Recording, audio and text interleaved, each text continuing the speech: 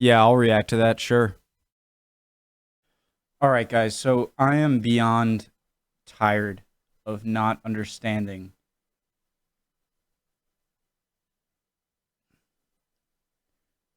I'm going to bring up, yeah, funny joke. I'm talking about the sea people. I am.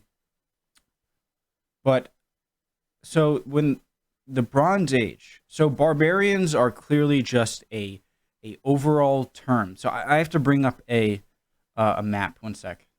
Okay, I got a map. So the word barbarian is just any kind of group of people living outside of Rome, and depending on how big Rome is, obviously you can increase the border. I'm not trying to have the most accurate Roman border here. And then the Goths, the Visigoths and Ostrogoths are two halves of the Gothic people, and so they're okay. Clearly, these people were here far before, long before there was a Rome or a Greece, any sort of civilization. There were nomadic people living here, I'm sure. And so as the Roman civilization is being built around them, and the Greeks and whatever Persian, empire around here, and so barbarian and I think Gothic people is just used to describe people who live around here. All right, let's go. Okay, so hopefully this is going to, Kings and Generals, great channel. This is going to clear up some of that confusion, because there is a constant frustration when I'm learning about the Roman Empire, and I keep hearing these, whether it be connected to the sea people in the Bronze Age, and I thought that was just the term was, it was just kind of, it got under my skin. I don't know why. It seems so lackluster of a description.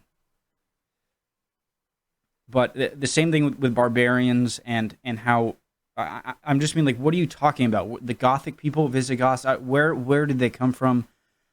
Hopefully I'm going to learn here. I'm going to give a preemptive like. Let's go. All right. Alaric, Sack of Rome, Rise of the Goths, documentary, go. If you aren't ready to learn, please, there's the door. You're in the wrong class. Home ec is down the hall. Make me quesadilla. Let's go. In late August of the year 410, a Visigothic king, Alaric, conquered and sacked the city of Rome. This was the first time in 800 years that the Eternal City had been taken by an enemy, and it came as a shock to the Romans. In late August of the year 410, a Visigothic king, Alaric, conquered and sacked the city of Rome. This was the first time in 800 years that the Eternal City had been taken by an enemy, and it came as a shock to the Romans, their friends and their enemies alike. Most histories focus on the Roman Empire itself, and only speak of the Goths as an invasive force to that civilization. Yes, but they have a long and exciting history of their own. From their beginnings in the cold northlands of Scandinavia to ruling a significant portion of post-Roman Europe, the story of the Eastern Germanic Goths is one that must be told. How did they emerge? Okay, but right even there, so they're from Scandinavia, which means they had the entire European continent, mainland, what is today Germany, to go through, and there must have been cultures there, and so did the Gothic people displace them? And become so powerful that they were able to take Rome. Welcome to our video on the history of the Goths in the era of late antiquity. With sedentary work like ours, it's often difficult to maintain good habits, but thankfully the sponsor of this video, the app called Fabulous, is here to help with this. Simple lifestyle changes like staying hydrated. I feel like this video is making fun of me because I woke up at like 2 p.m. Doing light stretching and spending 5 minutes away from your PC is a great start. And Fabulous will make sure that you start doing that and help you build these healthy habits. One of our team members has been using Fabulous for some time, and its positive reinforcement and reminders helps them to do these simple things, build good habits, and lose weight. This award-winning app is based on behavioral science to create healthy habits that stick. Fabulous is 100% personalized, which means that it's tailored to your specific needs and reminders to keep you on track. A team of 5 behavioral economists improves the app every day to help their 20+ million users overcome the barriers that prevent them from implementing the behavior change they want. There is strength in you, and you have the power to transform your life for the better. Prepare to meet the new you with Fabulous. Support our channel and start building your ideal daily routine. The first 100 people who click the link in the description will get a free week trial and 25% off a Fabulous subscription. The original homeland of the Gothic tribes is still up for debate, but it is widely believed that they first came from the Gotland region in the south of modern-day Sweden. Whether because of overpopulation. By the way, I have no problem with things being up for debate. Obviously, that's part of history and science. I just want to know where things are unknown. Natural disasters or resource shortages. Various Germanic tribes, including the Goths, gradually began migrating south into modern-day Eastern Europe. Ooh, this is a nice map. Rome had its first terrifying encounter with the Germans during the Cimbrian War, when groups of Teutones, Ambrones and Cimbri from modern-day Denmark invaded Italy. The Goths, however, migrated further east at first, and did not immediately interact with the empire to the south. They had a bilateral family structure based on intermarriage and gift-giving, and these gifts from tribal leaders to other tribal contingents would be repaid by allegiance to the gift-giver. These customs began to extend familial relationships to slowly bring larger Gothic groups together.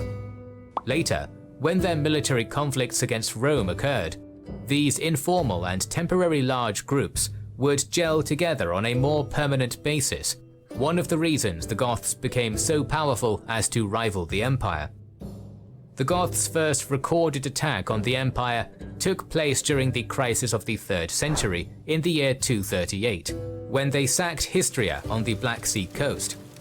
They were only repelled by a substantial subsidy from the Emperor.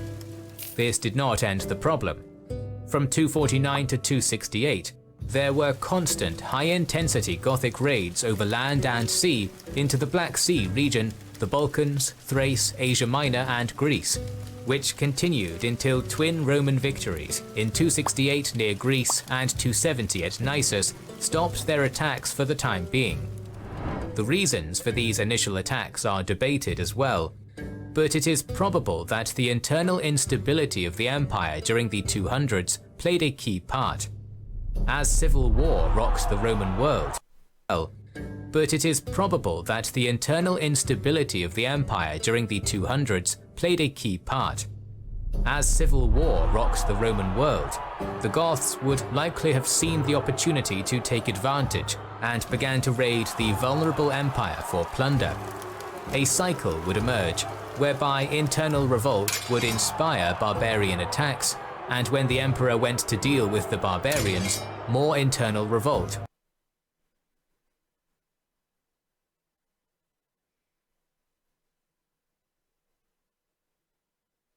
would occur.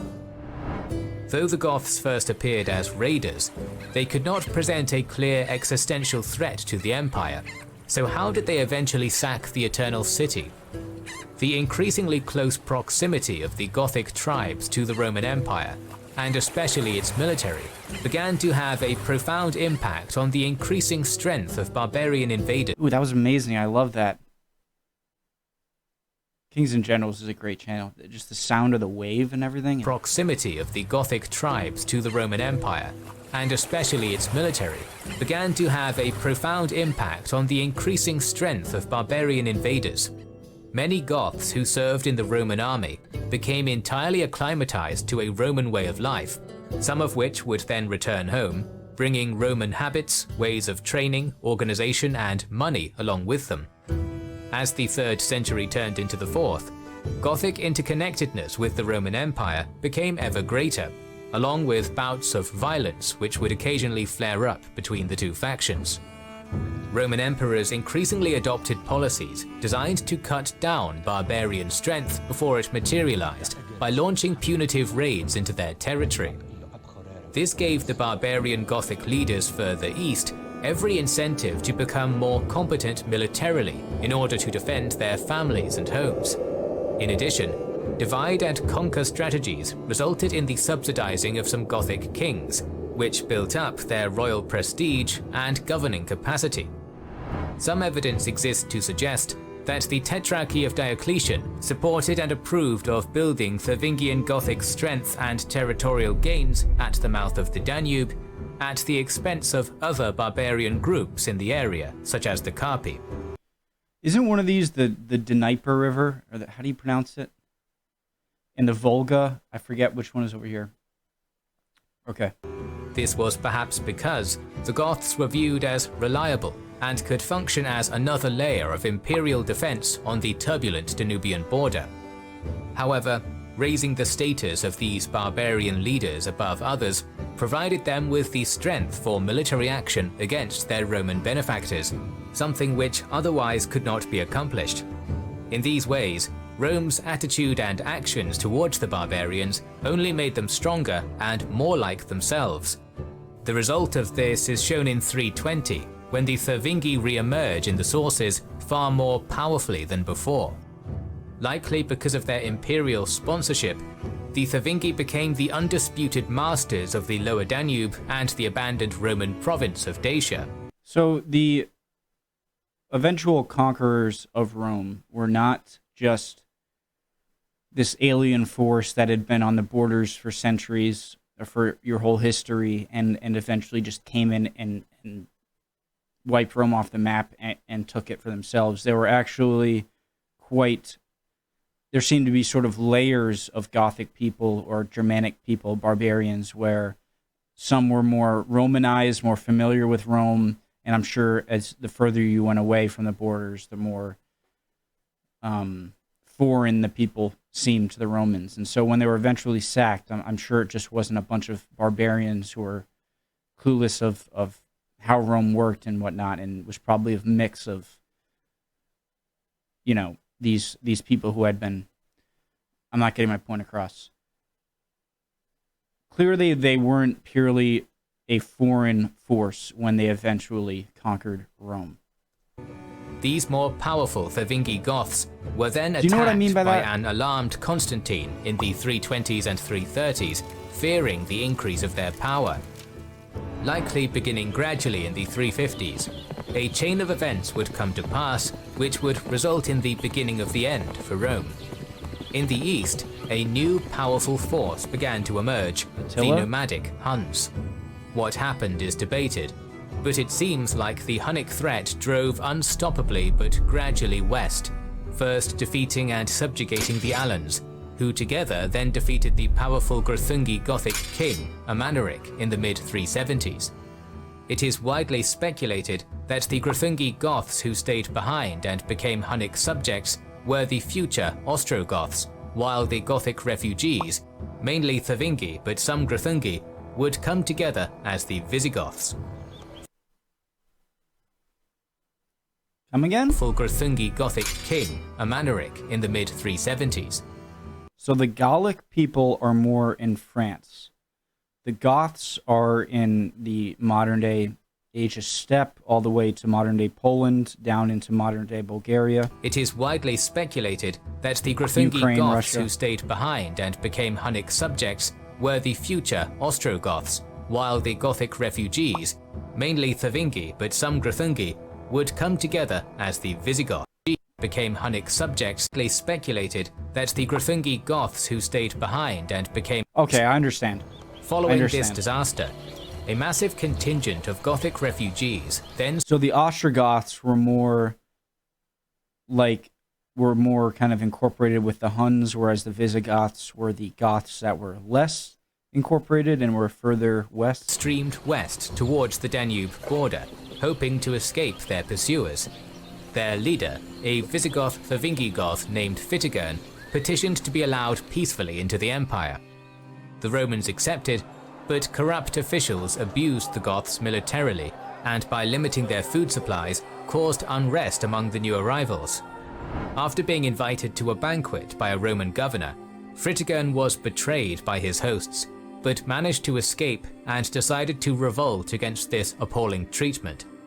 Barbarian units in the Thracian army joined him, as well as Gothic slaves in the provinces where the rebellion was strongest. In August 378, Fritigern's Gothic army obliterated Valens and his legions at the Battle of Adrianople, and 2/3 of the Eastern Field Army was killed. In the aftermath, manpower shortages would ensure that the reliance on barbarian, prominently Gothic soldiers would continue until the end of the empire.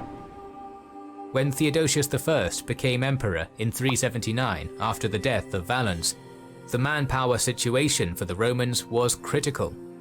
The new emperor needed victories against the Goths after Adrianople, and he began to slowly clear Thrace and other Roman territories of the invaders, driving them away from Constantinople and into Illyricum.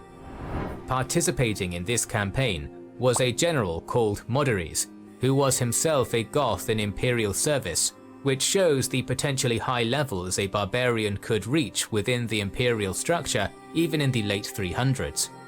Despite these successes, continued Gothic pressure eventually forced Theodosius to give up his attempts, and Gothic contingents were allowed to settle in Thrace and the Balkans, becoming sedentary as the Romans were, and increasingly joining the Roman military in the decades afterwards.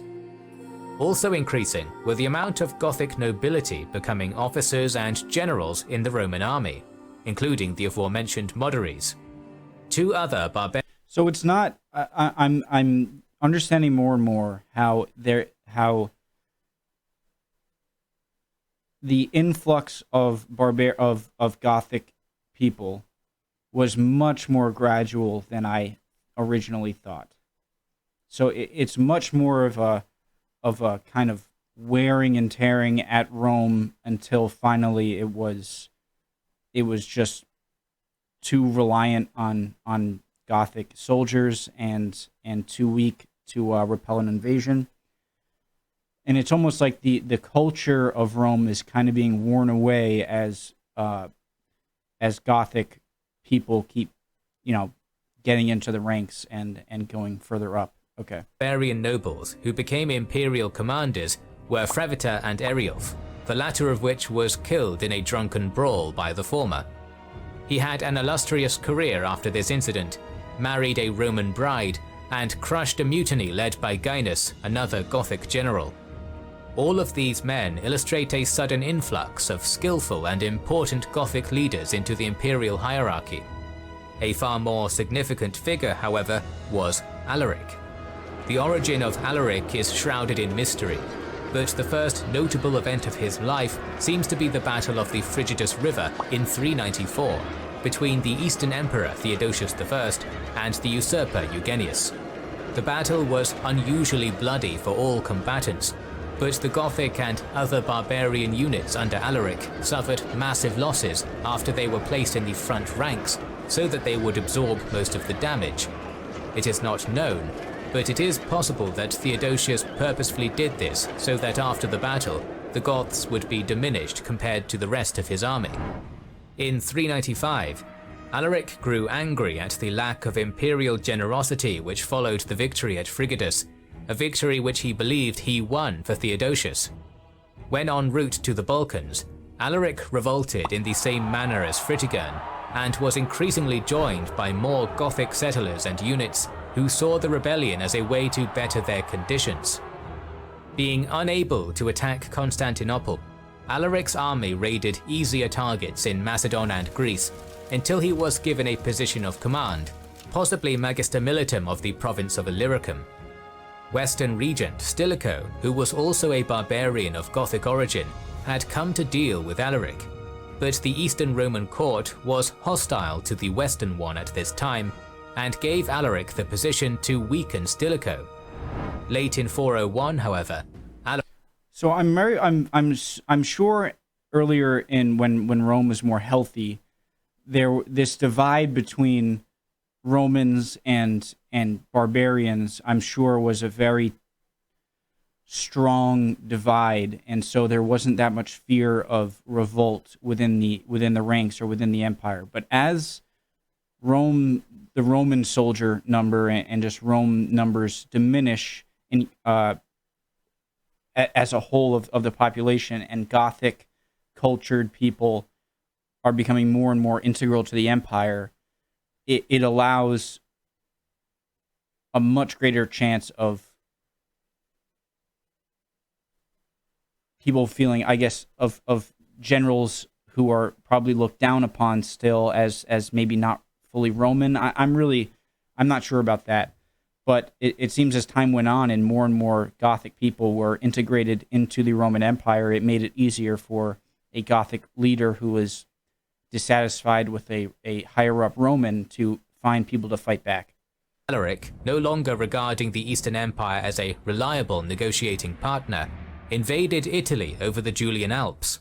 He didn't succeed on this attempt, as Stilicho returned and halted the advance after winning a few small battles, so Alaric retreated back into the Balkans. In 405, wanting to placate the still dangerous Alaric, the empire gave him the position of Magister Militum again. Again in 407, Alaric attacked Italy, wanting greater plunder in fresh lands, demanding 4,000 pounds of gold to dissuade him, which Stilicho gave. The Roman aristocracy, who had to bear a part of the cost for paying this bribe, were dissatisfied and convinced Western Emperor Honorius to kill Stilicho and the families of thousands of his Gothic auxiliaries, whose men promptly joined Alaric. After marching directly down the Italian... I feel like there's a lot of denial in the Roman upper class in the last few centuries or decades, especially of the Western Roman Empire. It feels like they have this sense of power and self-worth that maybe they would have had a few centuries ago that just isn't there anymore, but they still blindly accept that they do have this power, and so are saying, hey, kill these Gothic people, without even really realizing that they are surrounded by these people and an army will eventually take them as they did. And so I feel like there's a real feeling in the upper class in the Western Roman Empire that they are still superior to the Gothic people and barbarians, and that they have this sense of... I think I have my point across. Excuse me. Italian peninsula to Rome, where Gothic slaves swelled his forces. Alaric besieged the Eternal City during the winter of 408 and 409. Over the next 2 years, negotiations between the Goths and Romans broke down, and in August of 410, Alaric's Goths sacked the city for the first time since Brennus had in 390 BC. They stripped Rome of centuries' worth of wealth, but for Alaric this was a failure rather than a victory. Everything he and other Gothic leaders had fought for were up in flames. Imperial office for himself and a legitimate place for his people inside the prosperous civilized empire were both now out of reach, and he would never be given Rome by right. This monumental sacking of Rome did not last Alaric long, as before 410 was over, Alaric passed away. In the next century, the Goths were no longer the products and victims of Roman history, and they now made Rome's history themselves. The western branch of the Goths, the Visigoths, eventually settled in Hispania and forged a kingdom for themselves there, eventually this is what I love, okay. falling to the invading Umayyad Caliphate in the early 700s. Okay. Meanwhile, the Ostrogoths, who had been freed from Muhammad? the 700s.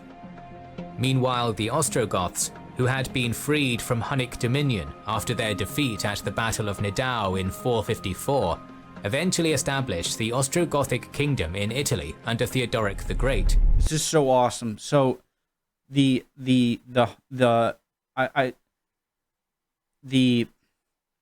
Huns, and then there's the Muhammad creating the caliphate, and then becoming a thing. So I'm assuming the Huns had some contact with Chinese. Did they have any contact with Far East civilizations? Because that would be awesome to learn about that. And then any relationship that the caliphate, I forget what it was called, must have had with, what was it, the Persians or whoever was over there in the modern Middle East, if they had any connections with people maybe in modern day India. And so I'm just trying to see, this seems like one of those points where the whole world is kind of connecting, at least the not including North and South America, where I can finally sort of see a connection between East and west that I haven't seen yet. And I'm assuming the Huns had contact with China. If they did, I'd really love to learn about it, because that would be awesome, seeing them kind of connect with the history of Rome. And then you have the Islamic Caliphate in Northern Africa and in the Middle East. Everything's kind of coming together, and I love it. Which fell to the remnant of the Roman Empire under Justinian in the mid-500s. The reputation of the Goths in popularity under in 454 eventually established the Ostrogothic kingdom in Italy under Theodoric the Great, which fell to the remnant of the Roman Empire under Justinian in the mid-500s. The reputation of the Goths in popular imagination is almost synonymous with barbarian and savage, their name ever sullied by their infamous sacking of the Eternal City. But as shown in this video, they were far more complex. They reacted to Roman violence with violence of their own, eventually learning from their settled counterparts and eventually succeeding them. In contrast to the savage reputation of their name, the Gothic leaders Alaric and Fritigern seemed to genuinely care about the fate of their people, whereas the Romans during this time treated the Goths and other barbarians in a repulsive manner. But neither Rome nor the Goths were good or evil, and all were reacting to the situations in. There seems to be a lot of denial among the Romans, in that they still believe they're superior, and they don't really realize that, I mean, whether or not you believe that or not, you're surrounded. Which they were placed, a phenomenon which led the Goths from small tribal bands to rulers of great kingdoms. More videos on Germanic and Roman history are on the way, so make sure you're subscribed and. Awesome video. That was perfect. It went into exactly what I wanted to know, and I'm excited to learn more. I want to go and research to see if the Huns had contact with, what was going on in China at the time. I try not to go too far, giant swaths of land in this time period, but I think this is a good time to maybe do it. I'm not saying I'm going to go right into Chinese history and learn all about that, but just maybe kind of peek in and see what their relationship with the Huns was. Or maybe they never. Anyways, awesome video. Great. See you guys next time.